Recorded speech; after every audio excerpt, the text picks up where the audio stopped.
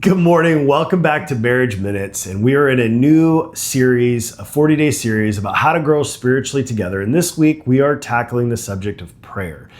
Today we really want to talk about, and this is day 9 of this new series, what to do when one of you feels spiritually weaker. And maybe that sounds a little harsh, but at the same time, it's very easy to get to this place of discouragement if your spouse is a little bit further along. And I think it's important to realize that it's not a competition. It's important that you're taking action, growing closer to God and with each other, but also realizing that it's not a competition. Right. And we see this all the time in the church where maybe one spouse is coming to church and has decided to give their life to Jesus, and the other spouse maybe isn't quite there yet. And it can cause some tension. And so we want to address some of those things. So I think most importantly is don't get discouraged. Number 2, don't push. It's important that we're not trying to force somebody's spiritual walk to be in line with ours, especially if you came to faith later on in life or in the middle of your marriage.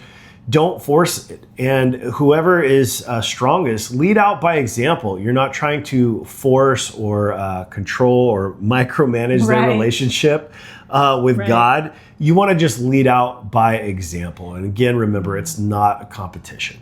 So wherever you're at in your relationship with each other and your relationship separately with God, be patient with each other. Have grace for each other. If you're the one who maybe feels like you're a little bit further along in your faith journey, don't pressure your spouse. And if you are on the opposite end of that, don't feel like you're less than or you can't catch up, or maybe you're not a believer at all and your spouse is, and that happens many times.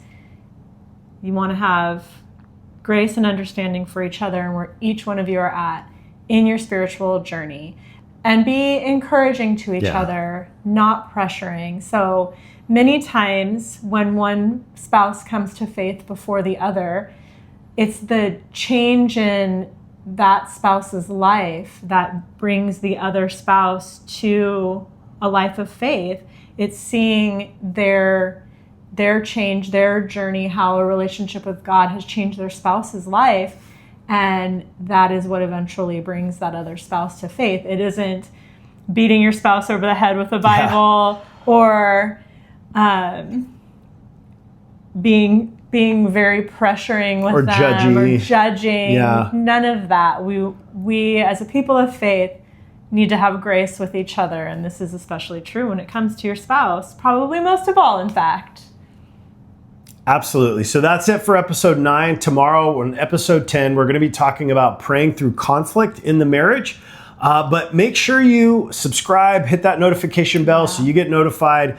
Every morning, we're going to be doing these 6 a.m., a different subject, just bite-sized pieces of information to help you grow spiritually together. So thanks for watching, and we'll see you tomorrow. See you tomorrow.